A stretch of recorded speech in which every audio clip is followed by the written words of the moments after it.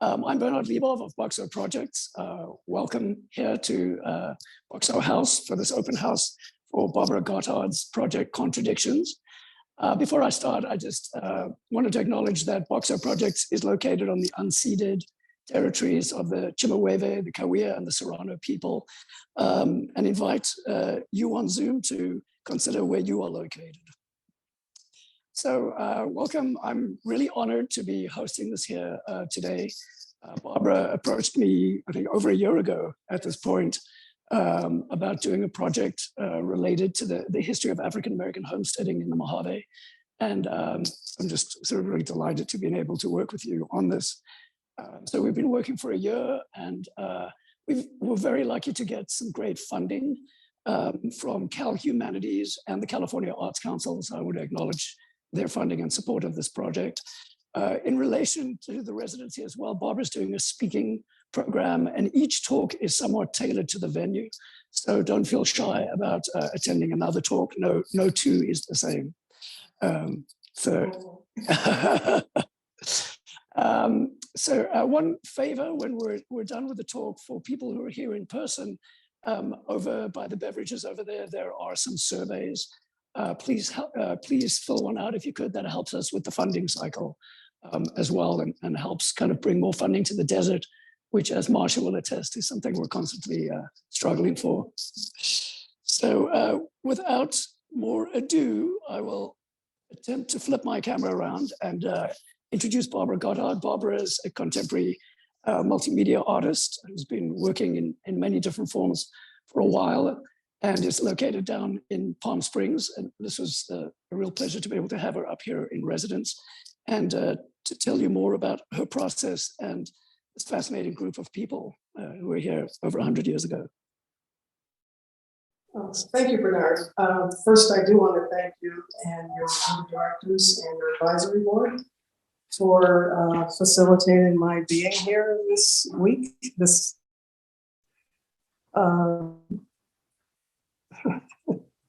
And with that, I'll begin talking about the reason that we're here. The purpose of the residency for me was to be able to work on the prototypes for a much larger exhibit, and to be here without any distractions whatsoever.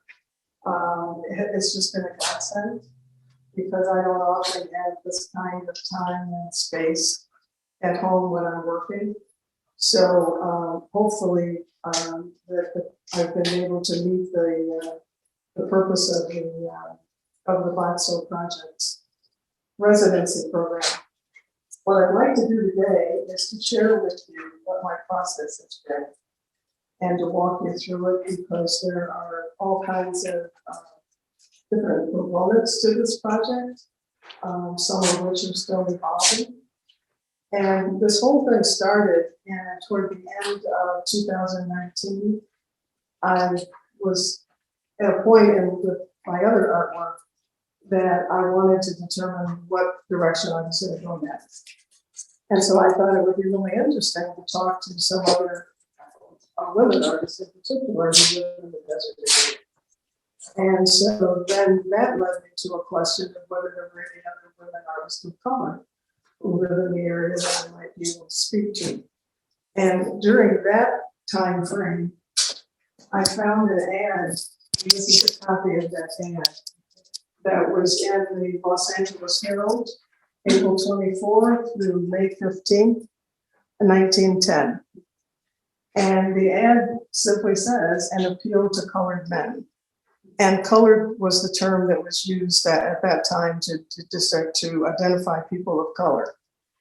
And the people who placed this mine, it's Eldorado Gold Star Mining Company actually, that placed the ad, their original goal was to create a Tuskegee Institute West.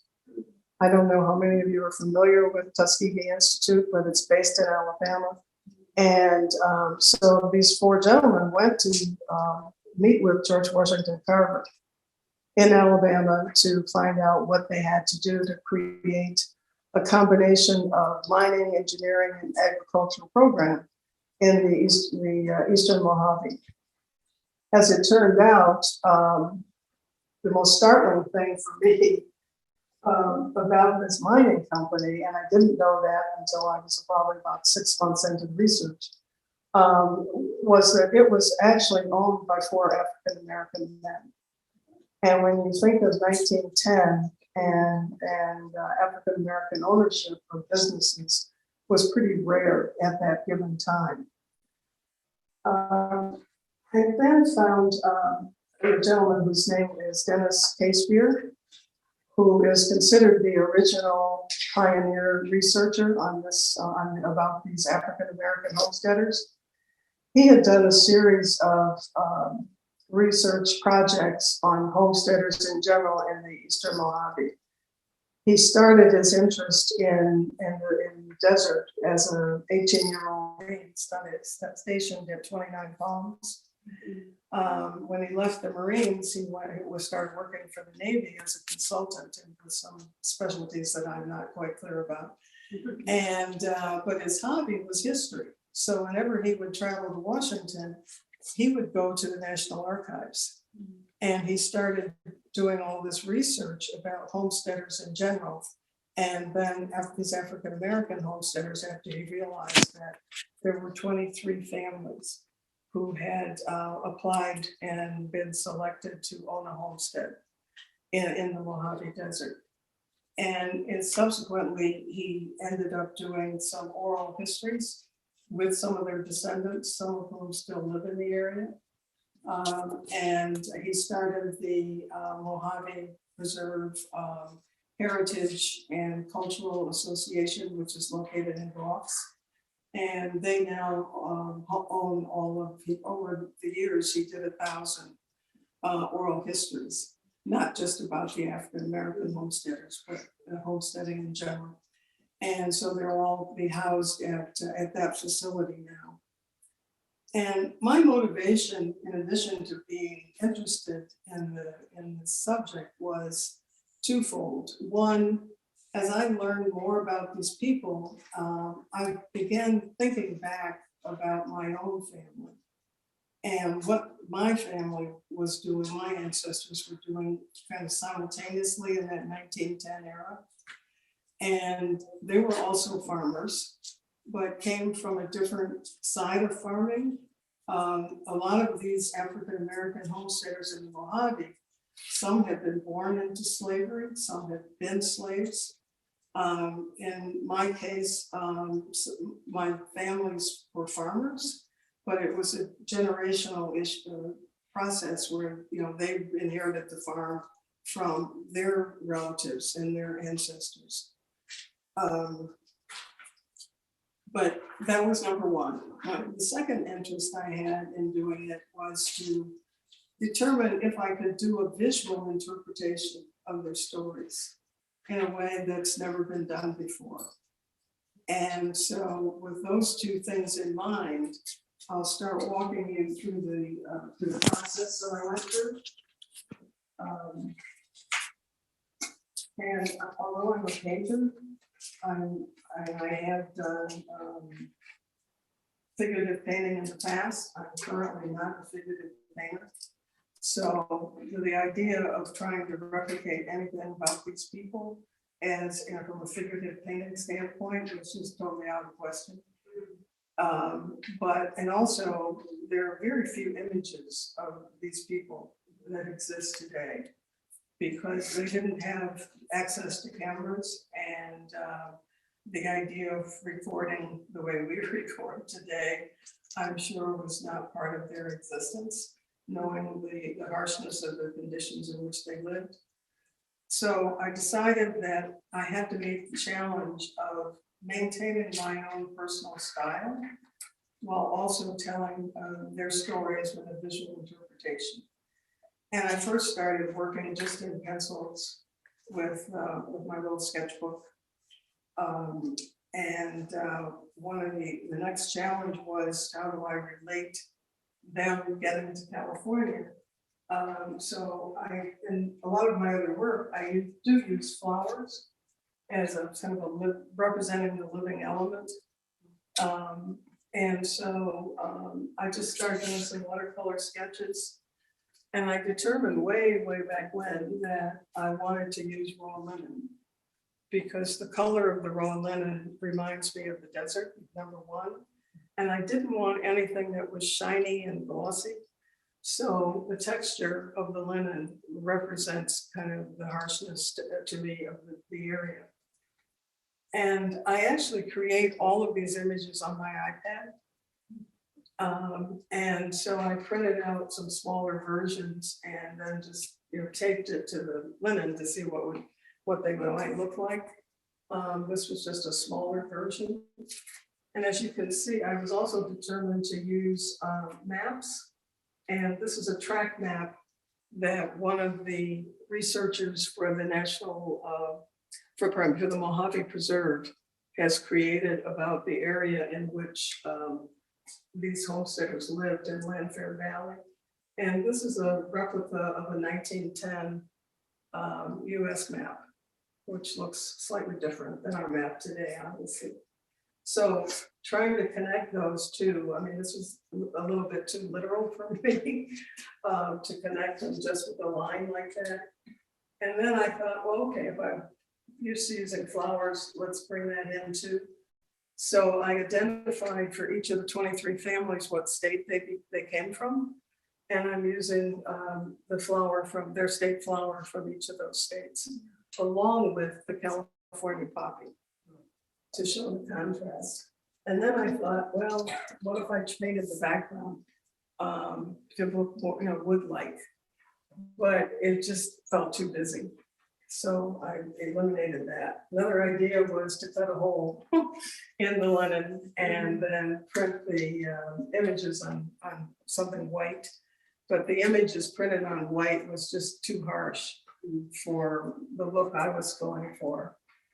And then after, I don't know how many months of trying to find the right linen that a printer could print on,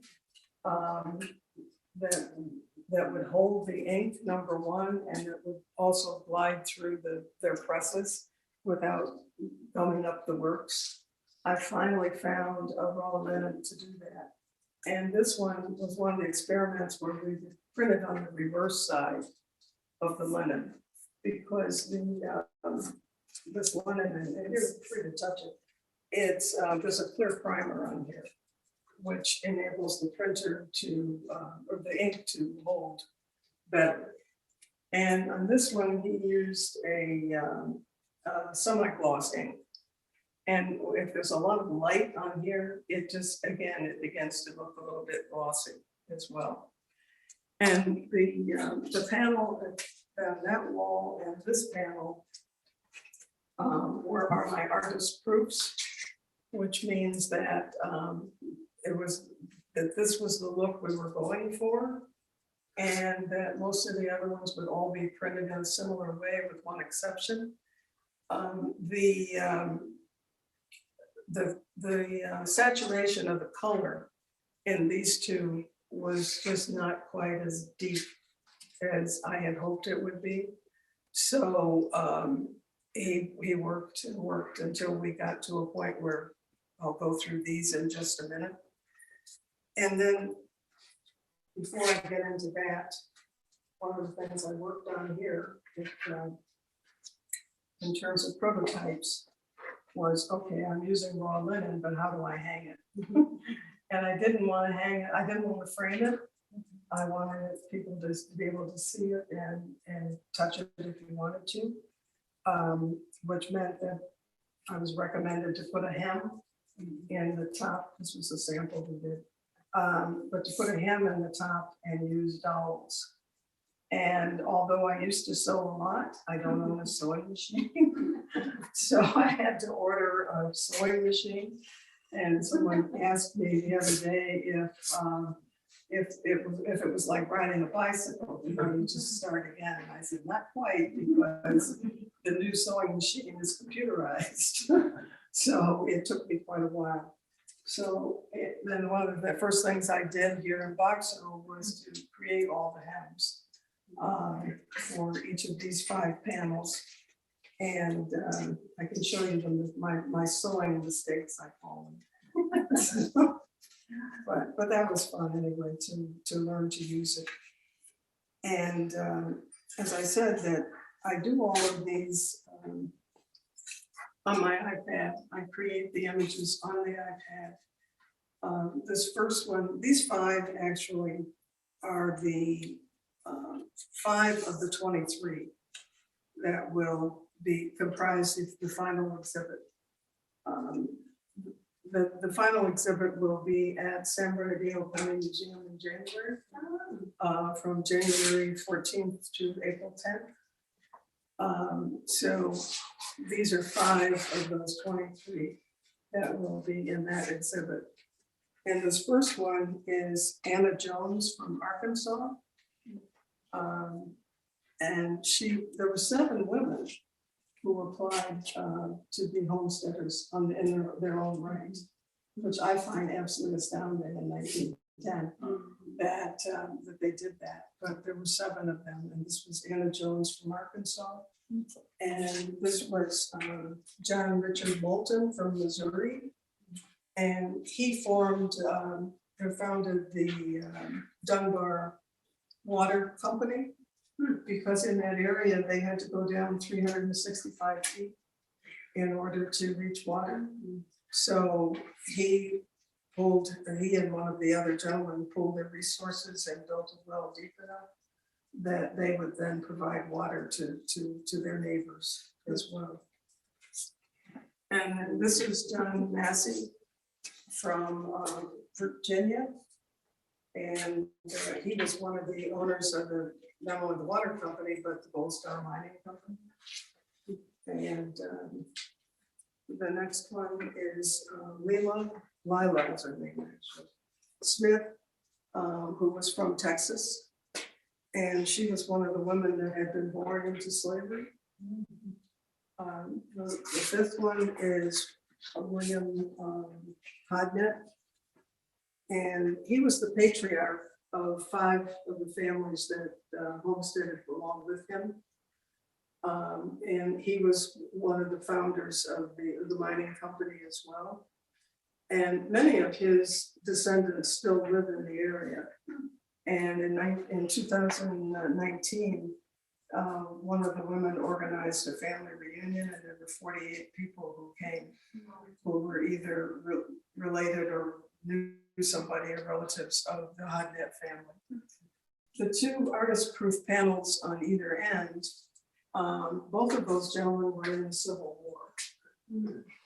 And this gentleman was in the Buffalo Soldiers, Alfred Summers. And for those of you who may not be familiar with the Buffalo Soldiers, it was an all-black infantry. And they were actually, little well-known fact, but they were actually the first rangers for the National Park Association as well. And this one is William Carter, who is also from Virginia. And he was in the 23rd Regiment, again, an all-black infantry during the Civil War. And because they had moved to California as they aged, one of the places that they were eligible to go was the Sautel Veterans Home. And for those of you who may know may know Los Angeles, at the intersection of the 405 and Wilshire Boulevard, there's a VA center there. And this is a 1910 photograph of that center. And this is a 1910 map that of the area as well. And speaking of maps, I'm sure you've noticed what's on the board here. The reason I created this detail, and it is just a detail of the full map, is because the African American families formed what's known as intentional communities, meaning that they chose to live very near each other. And so I thought that that was the best way to illustrate that fact rather than just speaking about it. Was you can see it in the orange blocks where represent the African American homesteaders, and the blue represents all the other homesteaders. in the area, but it is just a detail of the whole track map that you'll see and some of the other ones. So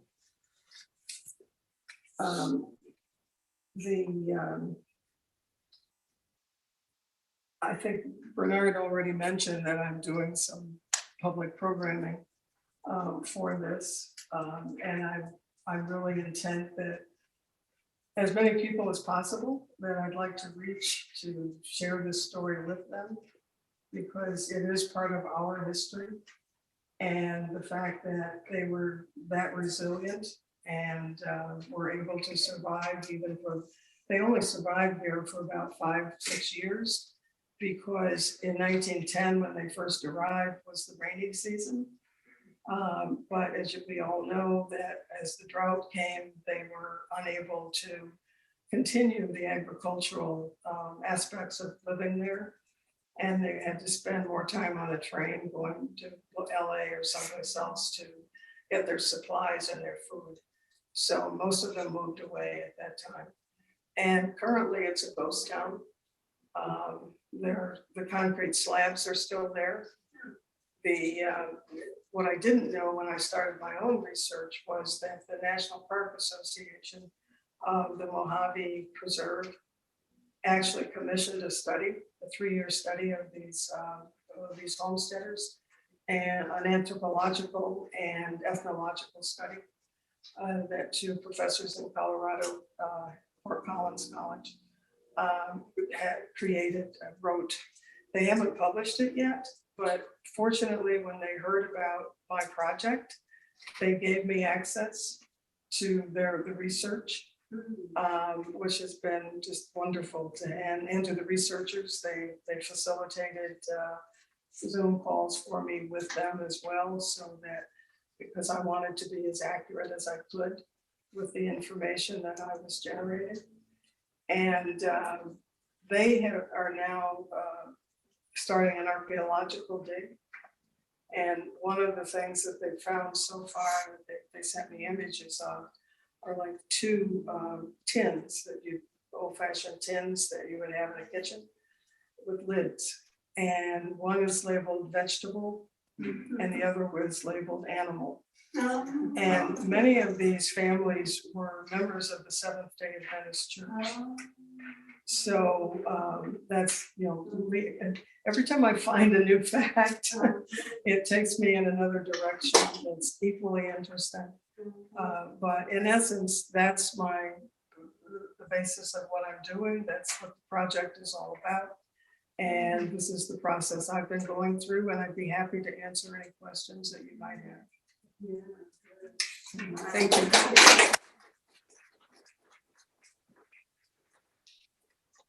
Excellent. For anybody on the Zoom, please just put your questions into the chat.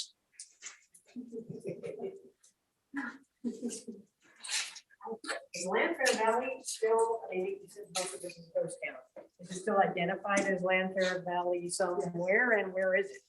It's on the far eastern border of California and Nevada. Where Goff sits? Yeah. It's a little bit past that. Yeah. Yeah.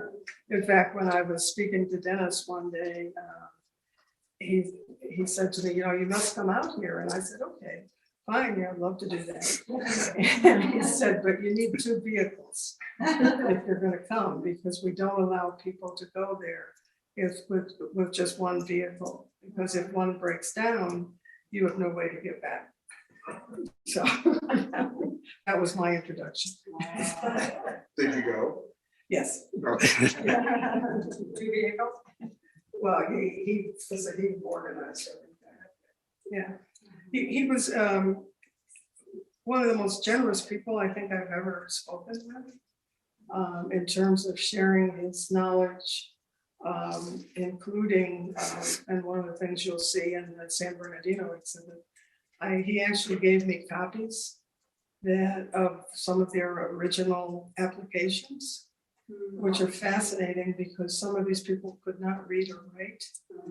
And so they are signed, with an X, with a witness kind of thing. And he actually shared with me copies of the pension forms for the two gentlemen who were in the Civil War. And he and I talked at least twice a month for about 18 months. But regrettably, he died in February. And it's just a huge loss for me, and I'm sure it is for everybody else as well. But I'm grateful that he spent that much time and his expertise with me. Any other questions? Yeah, I missed a little bit in the beginning, but you mentioned a lot of some of the homesteaders go by train. How did they get from their homestead to the train? I feel like these were very long journeys they had to take. Do you know any more information about the transport? This is the train track. And it runs, that's number 45 over there. So this is the train track that they would take to go into, to like in other parts of California. So it was, There was a train. walkable? Yeah. The train? Oh, okay. Yeah. In fact, that's how they got there. Yeah. One of the things that the government required of them was that after they submitted their application, they had to go there in person before they were awarded the land. So many of them went into other parts of Southern California and then would take the train up there to get what they call proved up, which meant certified to own the land.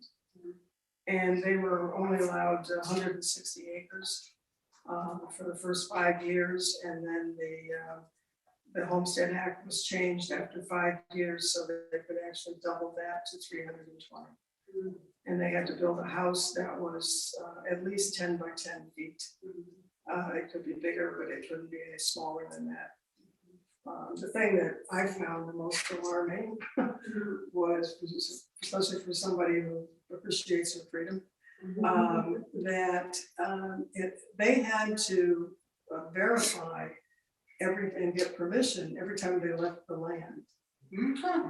And they had to document why they were leaving, how long they were going to be gone, and the purpose of the trip, and when they'd be back. Yeah, what's the purpose of that? Control, I guess. Yeah. Well, to ensure that people were, because they also had to farm. So there was a requirement to plant certain acreage each year. So just to avoid speculation.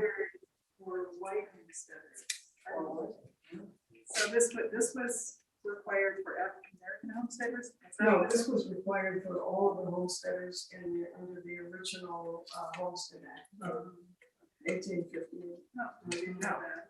I think later homesteaders got to do that. Yeah, the original homestead act of 1860.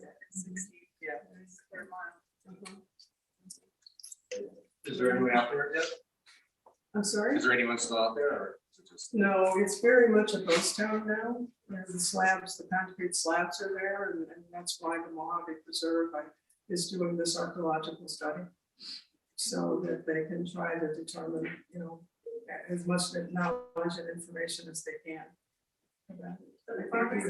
Does that mean that no one owns the land? Or that people still do own the land? Some of the descendants still own the land, and including the mine. But some of them sold it off, to other mining companies that are in the area, because there is still mining going on in that area. And in fact, one of the things I discovered recently is that at this particular mining site, there's some of the residue.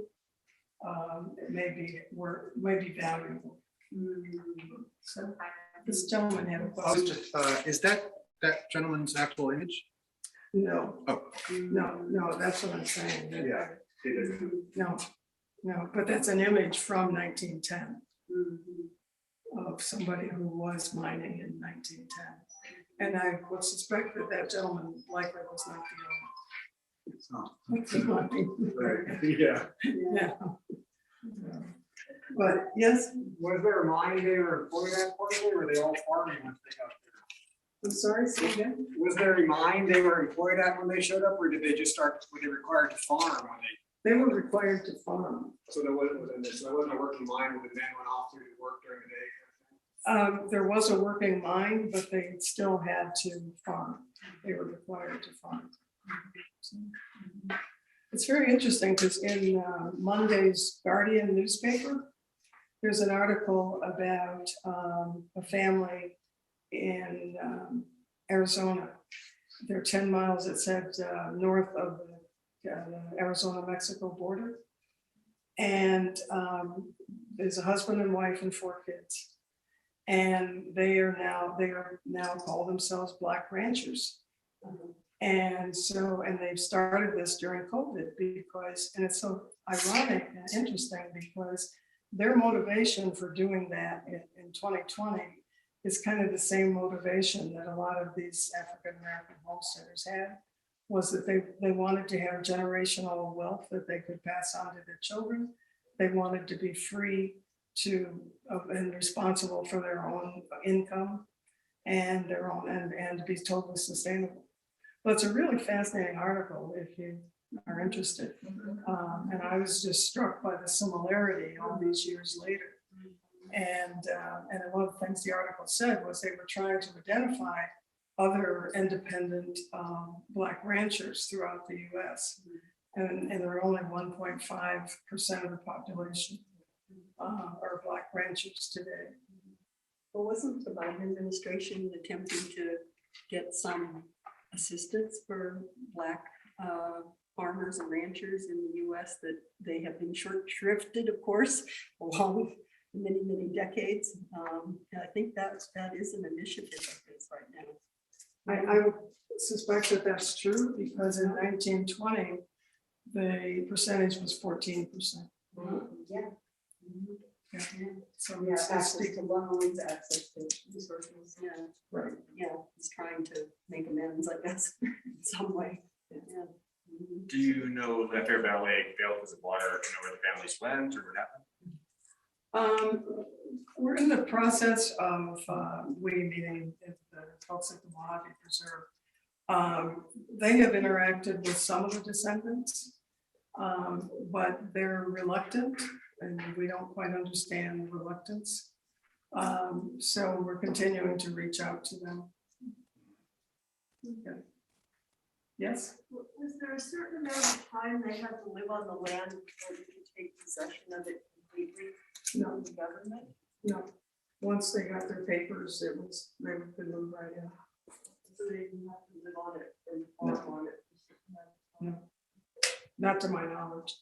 So there's a question over here. Yeah, thank you so much for sharing your work with us and just hearing more about your process. And I'm really struck by the way you have these juxtaposition of the elements of the map and the flowers and the both the realist and the sort of more imaginative aspects to it.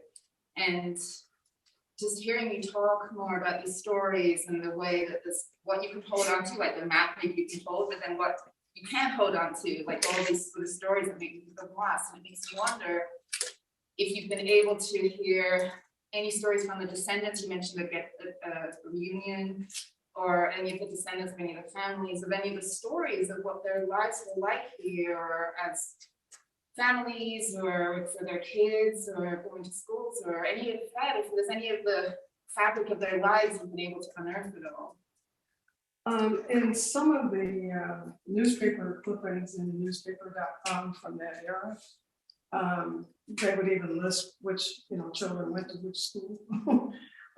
There's that kind of community information that some of which I found on that website. But the descendants are not they're not a cohesive group that identify themselves as the descendants of, if you will. They don't have an organization, and the woman who organized that reunion in 2019 seems to be the only one who's sort of making an effort to try to bring them together. But as I said, we're going to continue to reach out to them Dennis, as I mentioned, his oral histories, his daughter apparently is now with she's the treasurer of that organization. And so has agreed to go back and help me listen to more of those to see what else I might be able to find. It's so interesting. Thank you so much for sharing. It's never ending. I think I'll be doing this the rest of my life. Very interesting. It's been 5 years since that law, that many generations ago. Yeah. So the oral histories would tell you that that's going to be the way to learn. Yeah. Mm-hmm. It's hard to imagine how it's passing on those kinds of stories for such a short.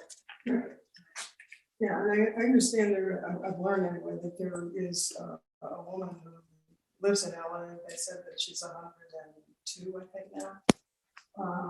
But I haven't been able to speak with her yet. I sense that she's not in good health.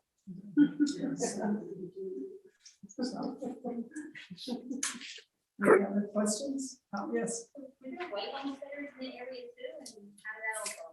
Were there what? Were there white homesteaders, like neighbors, you know? Yes, who- yeah, the So blue- were there any, The how did they blue- get along, or were there issues, or? From everything that I've been able to read and research, they all got along really, really well. They all went to church together, their kids went to school together, they did social functions together. The only animosity that seemed to creep in was with the ranchers. And they got one article I read said that they felt it was more about rancher versus farmer than anything else. But that seems to be the only animosity that they ran into. Yeah, but they all got along well. But when you think about that area and that at that time in our history, they were all interdependent on each other, more so than we are today.